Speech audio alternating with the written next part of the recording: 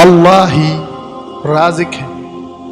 ملازم بڑا ہی تابعدار تھا، مالک نے خوش ہو کے اس کی 5,000 تنخواہ بڑھا دی۔ تابعداری میں فرق نہیں آیا، لیکن وہ بہت زیادہ مشکور بھی نہیں ہوا۔ مالک کو بڑا غصہ آیا، میں نے اس کی تنخواہ بڑھائی، لیکن یہ ہے کہ اچھے سے شکریہ بھی ادا نہیں کیا۔ اس نے اگلے ماہ تنخواہ 5,000 کم کر دی۔ ملازم کی تابعداری اب بھی وہی رہی، کوئی شکایت نہیں کی۔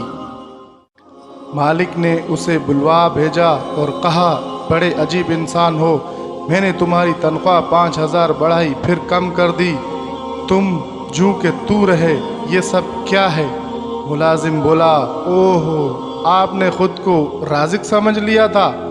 میرے ہاں بیٹا پیدا ہوا تو اس سے اگلے دن آپ نے تنخواہ 5,000 بڑھا دی۔ میں سمجھ گیا جس خالق نے بچہ دیا اس نے رزق کا بھی انتظام دیا، سو اسی کا شکریہ ادا کیا۔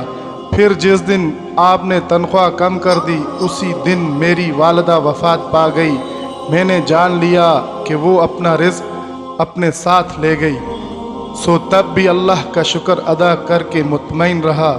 پھر بولا، صاحب، یہ روزی روٹی کے فیصلے کہیں اور ہی ہوتے ہیں، ہم تو بس مہرے ہیں جنہیں آگے پیچھے کر کے اسباب پیدا کیے جاتے ہیں۔